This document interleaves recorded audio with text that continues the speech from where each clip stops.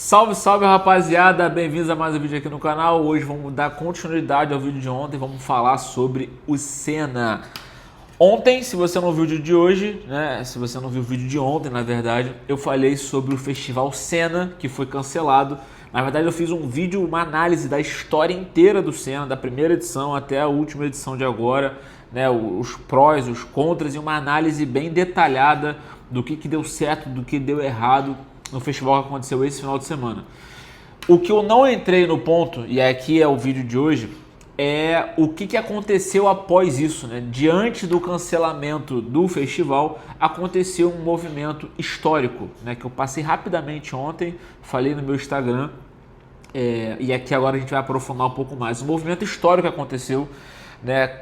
Capitaneado por dois principais artistas, que foi o Matuê e o Veiga, inclusive, que são a thumbnail desse vídeo aí, né?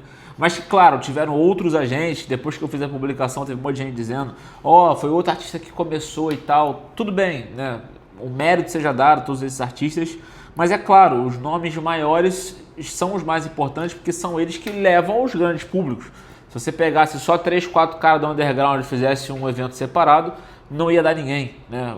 Essa é a verdade. Então a gente tem que ir aos fatos com todo respeito a todo mundo, mas tem que ficar aos fatos, né? O fato de pessoas pequenas se unirem para fazer alguma coisa não é uma grande novidade. O fato de uma pessoa gigante com um cachê bilionário, né? Milionário, vir fazer algo pequeno, isso é uma notícia, né? Então esse é o ponto que a gente vai analisar aqui hoje. Então, para quem não está entendendo nada, o Senna ia acontecer sexta, sábado e domingo.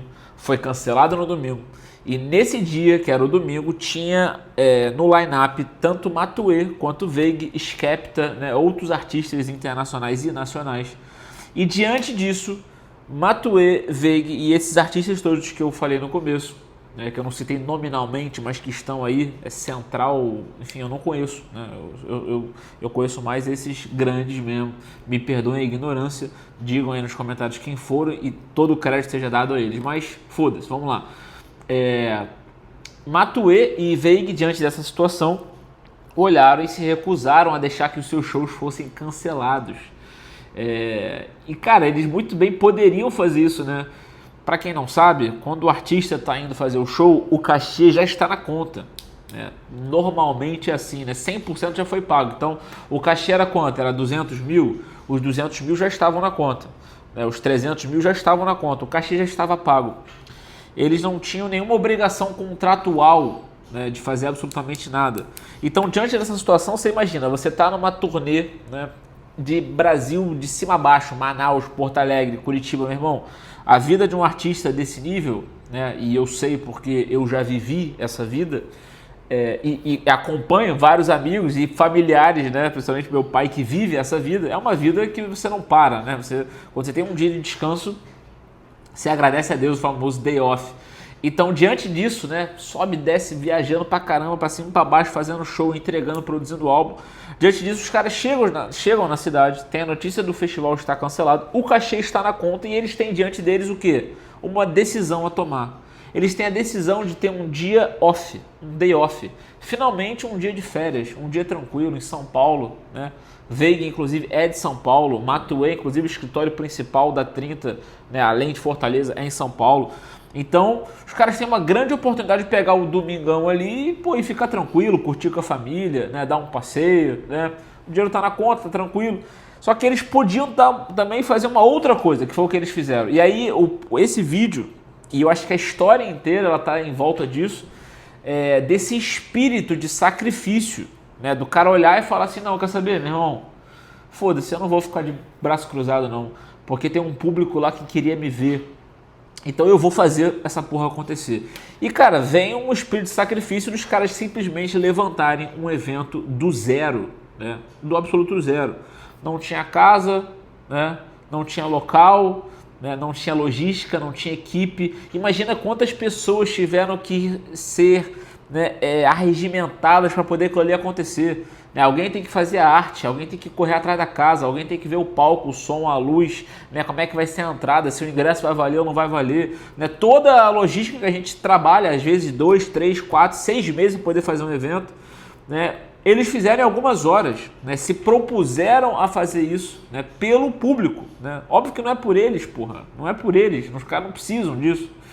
Né? Essa mentalidade que, não, mas porra, é milionário, é mole. Eles são uma mentalidade burra. Né? Muito pelo contrário, por eles serem multimilionários, eles de fato não precisariam fazer absolutamente nada. Mas eles fizeram. Né? Então, tanto o Matuê quanto o Veig tiveram um espírito de sacrifício, é o ponto que eu queria levantar aqui. E na minha visão isso foi uma grande aula, não só desse espírito de sacrifício, né, dessa mentalidade empreendedora, mas uma aula de marketing também. Por quê? Porque isso, cara, por mais que não seja a visão natural das coisas, de você ver uma situação dessa e falar que, sabe, eu vou levantar um evento, isso não é normal, né?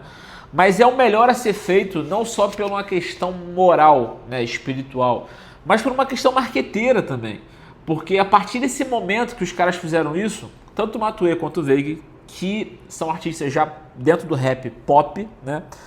Eles ganharam e muito. E é incalculável o que eles ganharam de credibilidade com dois públicos. Os fãs, que olharam neles os seus líderes de falar, caraca, esse cara não me deixou na mão. No dia que o meu ingresso estava cancelado, o cara foi lá, né, e fez um evento para mim, né? Então não me deixou na mão como o festival me deixou. Ele ganha muito com esse público, né, com os fãs. E ganha mais ainda com outro público que é tão fundamental quanto, que são os artistas. Porque se o público estava frustrado que não teria os seus shows, você imagina o artista, né, que vive disso, vive do palco. Muitos daqueles artistas do underground que iam tocar no Senna vão fazer um show no ano, 2 shows no ano, 3 shows no ano, né? São agendas irrisórias, são pessoas que cantam sempre em cantinhos pequenos, ainda mais um show de grandes proporções no festival, para um grande público, né?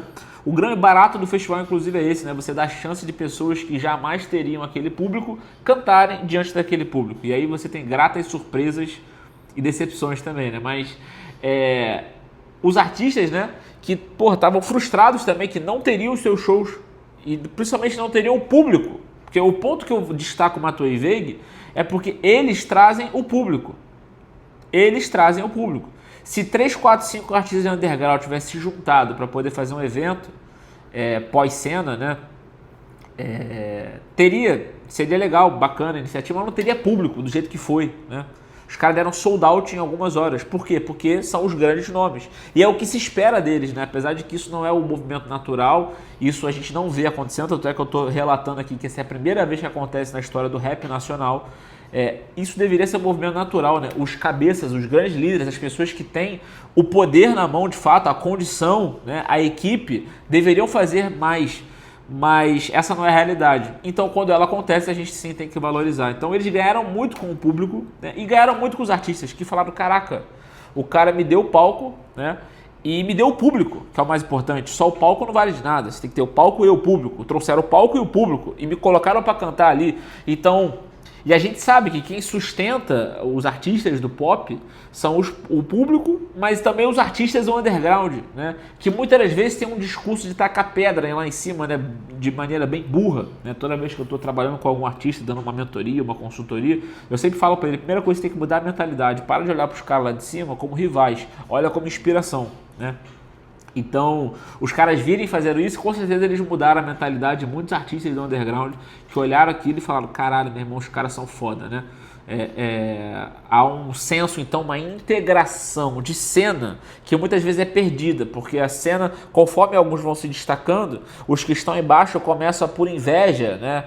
Por despeito, começam a haver um racha nessa cena, né? Que fica separada entre o underground e o mainstream. E quando os caras do mainstream fizeram isso, houve uma integração da cena. O que é muito positivo, tanto para quem é do mainstream, quanto para quem é do underground, quanto para o público. Então, o movimento que Matuê e Veig fizeram, né, foi um movimento que, com certeza, deverá ser estudado, né? Não há uma faculdade de show business, né? Talvez um dia eu faça uma, se o tempo e o dinheiro me permitirem, talvez eu faça uma. Mas com certeza, se essa faculdade existisse, esse case que aconteceu anteontem, essa semana, seria estudado. Foi um case de marketing, um case de empreendedorismo, mas acima de tudo um case de liderança, né, que é fundamental para qualquer empresa, qualquer organização, principalmente artística. Para finalizar, o Matuê ainda conseguiu pegar esse evento e colocar uma prévia da música que vai sair no próximo álbum dele, o que gera um efeito cascata de marketing sensacional. Todo mundo divulgando o evento que ele produziu. Quando eu digo ele, eu estou dizendo a 30 para 1, que é a equipe dele. E divulgando esse evento, divulga também a música dele, o que já cria, né, a antecipação necessária para que as pessoas queiram ouvir o álbum. Né? Então aproveitou esse momento para poder colocar ali uma pílula, né, um trailer, né, uma prévia de algo que vai vir. O que gera expectativa e aumenta a ansiedade do público. Ou seja, com certeza esse evento e essa prévia sendo colocada naquele momento ali ajuda em muito a divulgação do próximo álbum do Matuê, que deve vir esse ano ainda. Já estamos em novembro, mas ao que tudo indica deve vir esse ano. E assim que vier, se valer a pena, geralmente os álbuns do Matuê valem a pena, eu faço alguma análise aqui. E se vocês pedirem também, né? Não posso falar pra ninguém, né? Você tem que me avisar aí. Porra, quero ver, não quero ver, enfim. Não só no direct, fala aqui, né, pra todo mundo ver. Último ponto, não sei se eu falei, né? Mas a agilidade, né? Como foi rápido isso, né? O festival foi cancelado, meu irmão, meio-dia, 1h, os caras chegaram, em 4 horas produziram tudo e botaram no ar. Então, muito sensacional isso. Acho que todo mundo deveria estudar, analisar, aprender e replicar. Que quando isso novamente acontecer, que as pessoas estejam prontas para poder repetir isso daí. Ah, mas por que isso aconteceu agora? Uma pessoa me mandou isso no direct, né? Por que quando o Rap Festival aconteceu e teve cancelamento, não teve isso, né? Por vários motivos, né? Acho que o primeiro motivo principal é que o Rap Festival aconteceu no Rio de Janeiro. O Rio de Janeiro não tem estrutura nenhuma para que de um evento grande saiam 4 pequenos no mesmo dia, né? Isso só seria possível de acontecer em São Paulo. São Paulo tem estrutura para você achar casas de show que vão conseguir absorver aquele público ali e fazer um evento assim, ó. No Rio de Janeiro não tem a menor chance. Você ia tentar ver um lugar aí, não tem como. Aí tem que falar fulano e esquece. Não, mas pagando? Não, nem pagando, né? O Rio não tem essa dinâmica de trabalho que São Paulo tem, infelizmente, mas essa é a realidade. Então, primeiro fator é o Rio de Janeiro. Segundo fator, por que isso não aconteceu antes, seja no Rap Festival ou em outros eventos? Não aconteceu antes porque esses líderes, eles não tinham as condições que hoje têm, né? Antes, sempre houveram os líderes, né? Sempre houve os líderes. Eles sempre estiveram lá. Só que, por exemplo, você pega, sei lá, o Felipe Ret, né? Que é líder há mais de 10 anos do rap nacional. Até 2017, o cachê do Ret era irrisório. Né? Muito baixo. Não baixo para o rap, mas baixo para o show business, né? Então, assim, sei lá, posso estar sendo equivocado, mas eu imagino que até 2017 o cachê do Felipe Ret dificilmente passava de 30 mil reais. Dificilmente, tá?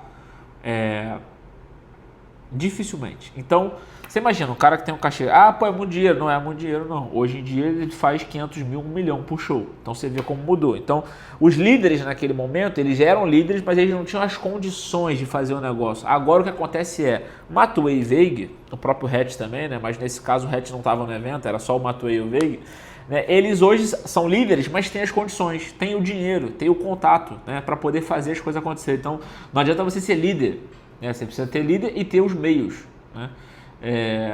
Caso contrário, qualquer líder de manifestação conseguiria o que ele quer, né? E não consegue por quê? Porque ele só é líder, ele não tem os meios, né? Senão ele nem faria manifestação. Manifestação só existe quando as pessoas não têm os meios de poder para poder fazer aquilo ali acontecer. Logo, elas tentam fazer a manifestação. Quem de fato tem os meios não precisa se manifestar, só faz, né? É meio óbvio isso, né? Então, os artistas agora, eles têm as condições, né? Porque o cachê tá mais caro, né? Tem o streaming, o rap ganhou um outro lugar. Então, é por isso que não aconteceu antes, porque só poderia acontecer nesse momento. E claro, graças também a uma iniciativa individual, né, almática e espiritual de não aceitar o conforto e ir para o sacrifício. Isso é uma mentalidade de líderes, de empreendedores, de quem de fato faz a diferença. Beleza, rapaziada? A gente fica por aqui. Se vocês tiverem algo a acrescentar, coloquem nos comentários que eu leio todos. dos meus amigos, dos meus familiares, de pessoas que eu não conheço, enfim, de todos vocês, tá bom? A gente volta em qualquer momento, tamo junto, até a próxima, valeu!